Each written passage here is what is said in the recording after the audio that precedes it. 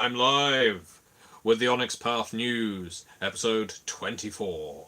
Yes, that's right, we're on episode 24. I'm going to do the usual filling in space, filling in time that usually happens at the beginning of these videos as people file in with their thumbs. This is going to be a very short news episode as family are returning home quite soon and I'm hungry. So it's mundane things like that that you want to know about. It's not some vampire thing. It's not that I need to wait for my family to come home so that I can eat them or drink from them. It's just, like to eat together. I can talk about all of this random nonsense right now because I can see there are 0 goose egg viewers and 0 thumbs up. And not many people who tune in live are going to go back to watch this first minute again. So, I'll just speak my mind. I'll say what's on my head. What's on my head? Not much hair, but, I try. Oh, good God. Someone has just shown up. Someone has caught me unawares. Whoever you are, say hi, because I wasn't expecting you to turn up like this. Catching me in the thick of it. 2 people now. I feel like I've been ambushed by viewers. Bad timing, man. Getting ready for work, says Paladin Demo. Oh, well, bad timing for you, not for me. This is the ideal time for me. Except, as I say, it's going to be short. And I'm already getting thumbs up. How about that? That is what we like. We like thumbs up. As soon as we get here, we're not going through that again. As I say, this is going to be a short episode because there are various things that I need to address after the news is over. So it is only going to be a short news episode, but I'm thinking we'll do another Q&A soon anyway. Hello, James. I love you too. I know you love these, but I love you. We'll first of all talk about new releases. Last Wednesday, you saw the print version of Werewolf the Forsaken Shunned by the Moon. In fact, the full title is Werewolf the Forsaken Night Horrors Shunned by the Moon. Came out and is now on DriveThruRPG in print. For the love of Christ, buy this book. It has nothing to do with Jesus, but if you love Jesus, buy this book because he would be grateful. I don't think I'm speaking out of turn when I say that. Wealth the Forsaken's Night Horrors books have always been fantastic, but Shunned by the Moon is probably the best one so far. It has such a comprehensive bestiary covering the Pure, covering Balehounds, covering Idagam, covering Gerayo, covering Spirits, covering hosts, covering the ridden and even mortal antagonists as well. If you have a favoured prey, they appear in this book, as well as a brilliant essay by Leith Shields on how to make your Shunned by the Moon or Werewolf the Forsaken Chronicles work. How to even start them up, how to sell the game to your players. So if Werewolf is a game you're interested in, it's a worthwhile book to buy just so you can have a look at that essay. It may not sound exciting, but I promise you, you'll read it and you'll want to run and play Werewolf the Forsaken. Now, other than that, I want to go straight onto community content because there's new products on all 3 of our community content portals. There is the StoryPath Nexus, and I've not spent much time on the StoryPath Nexus. I'm going to be spending a little more time there as time goes on because I'm really getting into my Scion. I'm currently running my Tokyo Noir game again, so we'll be seeing recaps of that this week. The Many Names of Heimdall is a product that is currently on the StoryPath Nexus. It covers the Aesir, the Norse gods.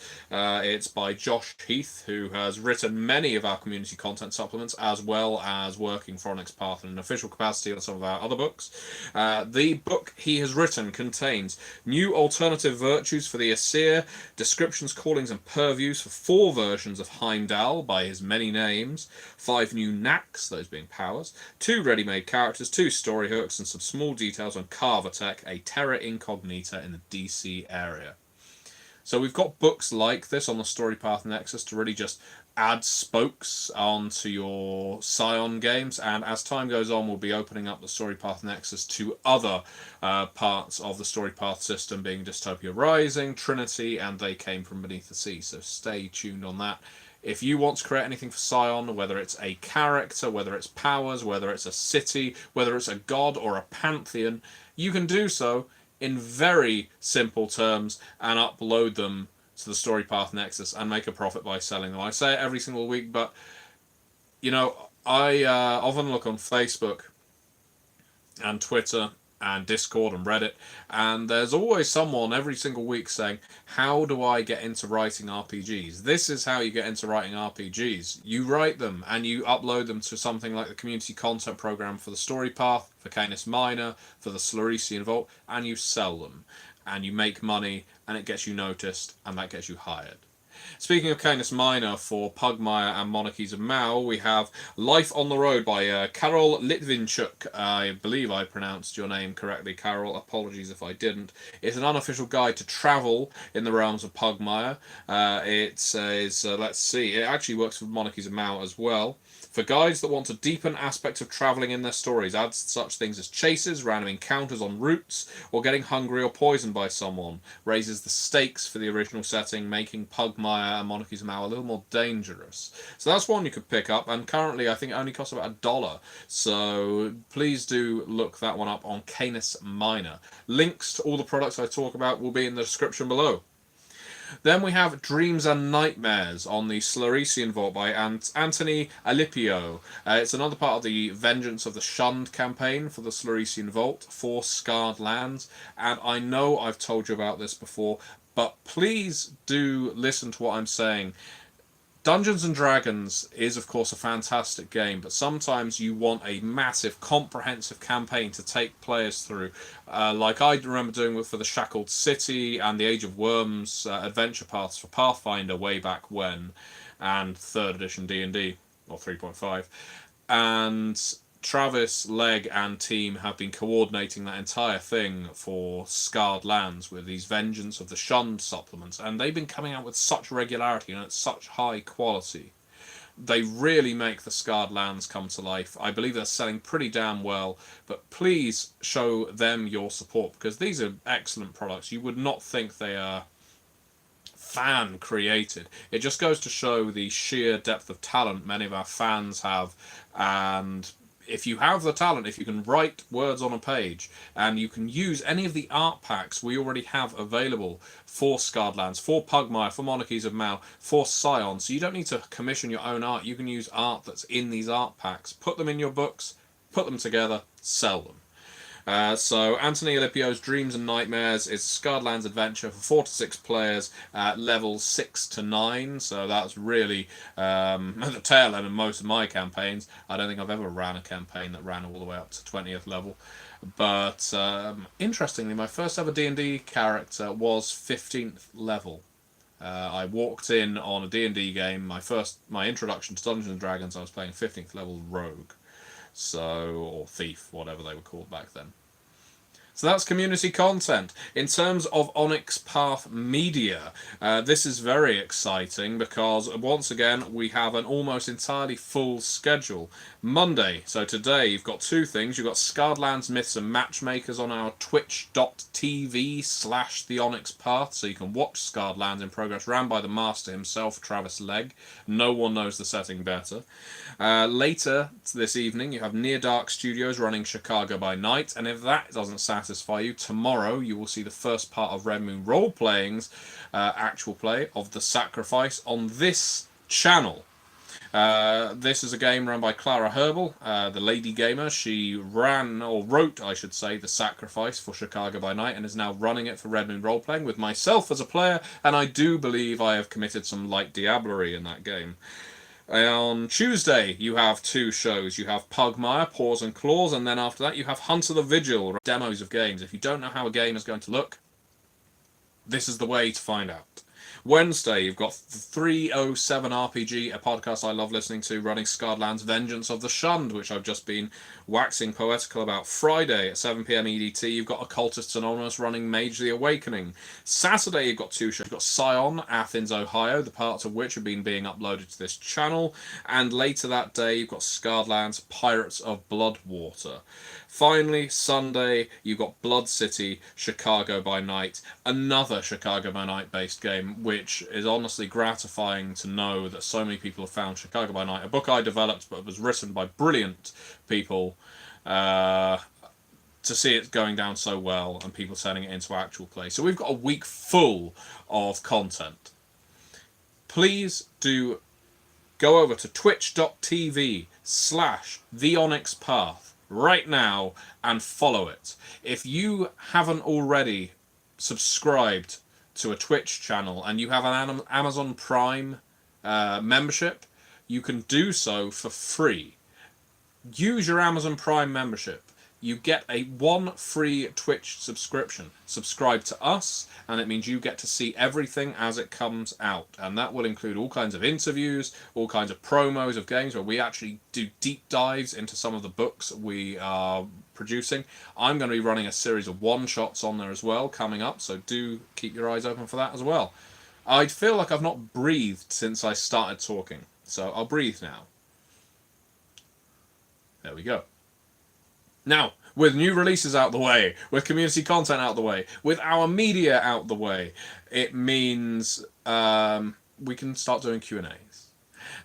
Diet Coke, Diet Diablerie. Yeah, light Diablerie is like, whoops, I Diablerized someone.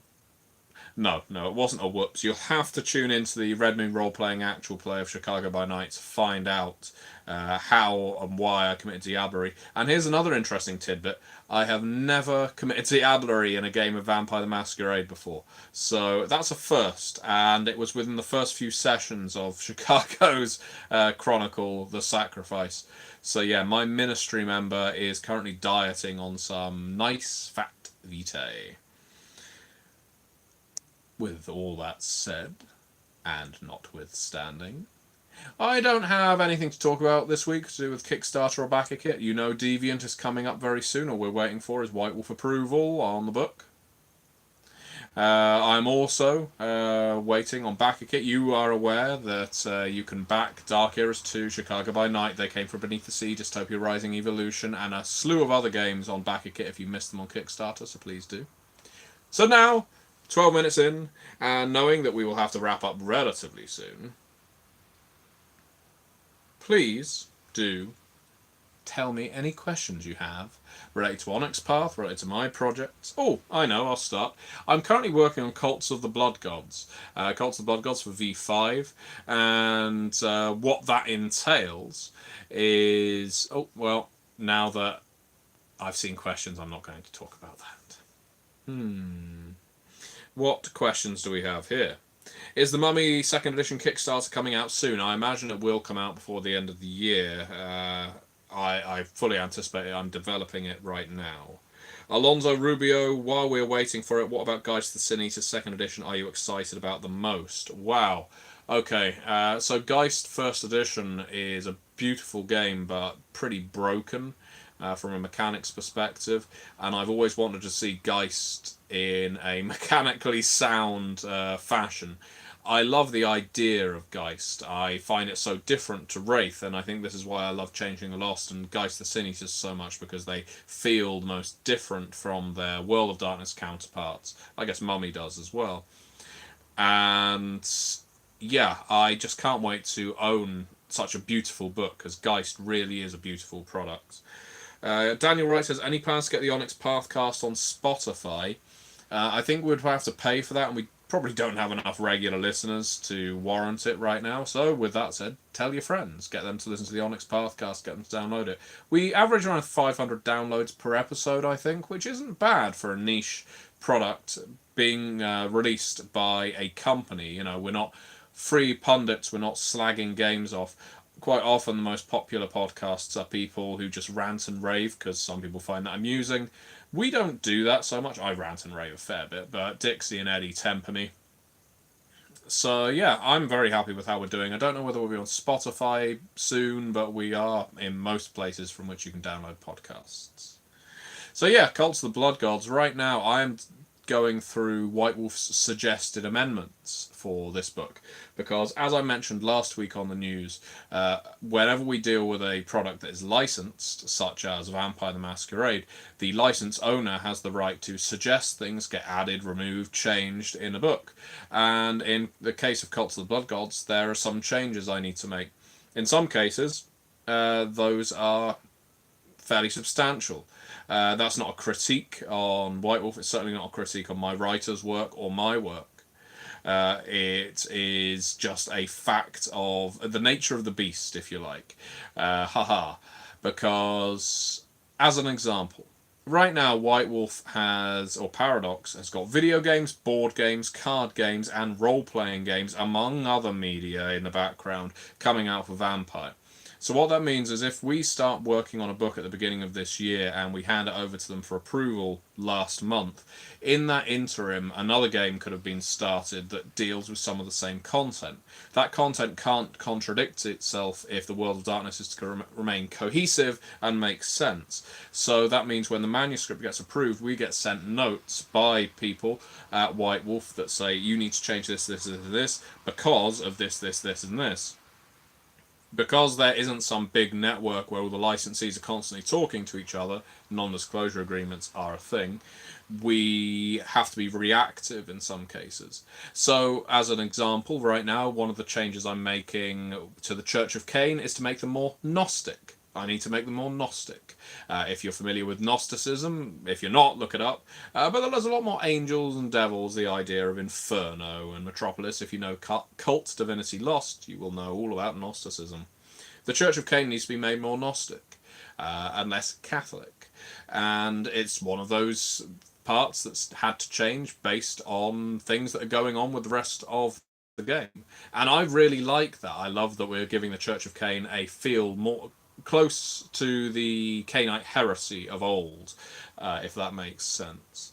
So yeah, those are some changes I have to make as developer. It means I have to do rewrites. It means I have to sometimes chop text. Sometimes I have to add to it. It's all part of the developer job. And it's a part that can sometimes take time, but it's a part I enjoy. So, hello Kid Bamf, I'm glad you turned up, even if you are late to class. So we have a few more minutes before I need to go. So, any more questions for me, Matthew Dawkins, the Gentleman Gamer, if you prefer? No blow is too low or too high. You can ask me whatever you like. Of course, that doesn't mean I'll answer. So, let's see. What have you got in store for me? If anything, if you don't have any questions when I'm putting you on the spot, then I will just take my ball and go home. When is Dystopia Rising coming out? I imagine it will be within the next couple of months. I think it is all but approved and there's some errata that's been added. For your personal Vampire the Masquerade games, do you prefer 5th ed or 20th? I run 5th edition, Alonso. When do we get the space version of They Came? You won't get a specific space version of They Came from Beneath the Sea, I think. There will be other They Came from games, or at least one, because I'm working on the outline for it. But you won't see a space version. The main reason being because They Came from Beneath the Sea is already set up to be a space version. You don't need another book to make it about space. You just need the invaders to be from space instead of the sea. It just means changing a few quips to make them less watery, but it's certainly not good. I was about to type. Let's see. What are these one-shots you're running? I'm going to be running several different one-shots for the Twitch to demo games, because some people are more interested in one-shots than full-length campaigns. I'll be doing a whole bunch of Chronicles of Darkness games, and also a Contagion Chronicle game. To start, there'll be several more. Is there any plan to do an updated Bloodlines book collection for Vampire the Requiem 2nd edition? I believe there are Bloodlines in Spilled Blood, which is coming up. Will the Quajian appear in any 5th edition Vampire the Masquerade stuff? Not if I have anything to do with it, Core Angars. Would there be a German expressionist or Hammer horror version of They Came From? I could definitely see that. Don't know about German expressionist, but Hammer horror is close to my heart. Hammer horror, Amicus, Roger Corman, those kinds of horror films, I think they could definitely find a place in the They Came From milieu. Will the Rage CCG ever have a chance of coming back, asks Kid Bamf. I think so. You've got Vampire the Eternal Struggle back, so why not Rage? It won't come back via Onyx Path. We're not primarily makers of a card game, but you could well see another company take up that banner once there's a Well for the Apocalypse RPG. I don't like the Quajian, Omicron, or Alonso. I think they have dated badly. I think they're a bit Orientalist. They don't work in a world of darkness that is truer to our world. And 20th anniversary and 5th edition tried to make the world of darkness more more closely cleave to our world, where Revised was making it more and more fantastical. Kindred of the East is very much a fantasy of the East, because Japan, China, Mongolia, Malaysia, Indonesia, India all have very, very different cultures and mythology, and the Kindred of the East is just kind of Asia, and that doesn't really work for me. They came from the haunted Stock Castle. You're getting the idea, Paladin Demo. Alonso, honestly, my favourite part of Quay Jin was the art. I have to agree, the art in Kindred of the East is very nice. Daniel Wright said, I heard a rumour you contributed some writing to Vampire the Masquerade Bloodlines 2. Any truth to that? No truth to that, I'm afraid. I did not write anything for Vampire the Masquerade Bloodlines 2. I was involved at the early stages of it because I worked on Vampire the Masquerade 5th edition, so I have full knowledge of what's going on in the video game, and I'm very much looking forward to it. I know the plot, the characters, and so on. I did a tiny amount of consultation, but nothing worth note or that I got paid for. It was all part of working on the core book for 5th edition. I'm not going to tell you anything, Core Anchors. Is Slug in Bloodlines 2 and Anurana? I suspect there's a hive in Seattle. I'm not going to tell you anything about Bloodlines 2. Anything at all. Greetings, Schrodinger's cat, and appropriately for Schrodinger's cat, goodbye, Schrodinger's cat. Are you here? Are you not? Am I here? Am I not? I'm going to have to depart now. As I said, it's a short news episode. You get one more question, I go. One more question. Just as we hit the 24 viewer mark. I know, it's sad, isn't it? Make sure you'll give me a thumbs up, damn it. You know I care for nothing more. I'm now going to see all the thumbs go down. Ha ha ha, you bastards. Bastards, all of you. I hate you. Actually, please don't do that. This isn't my account. This is the Onyx Path account. That would say something rather bad about Onyx Path than me. I'm not seeing a last question. So, with that said, I am going to depart. I'm going to get something to eat. Please do check out the Sluresian Vault and the Vengeance of the Shunned campaign. Oh, lots of questions. I'm going to see whether I can whiz through them. Let's see. How do I feel? I feel hungry. What's my favourite part of Vampire the Masquerade 5th edition? The hunger system, appropriately enough. Did I like the Shifters of the East? Not particularly. Any suggestions for incorporating parts of Enlightenment to V5?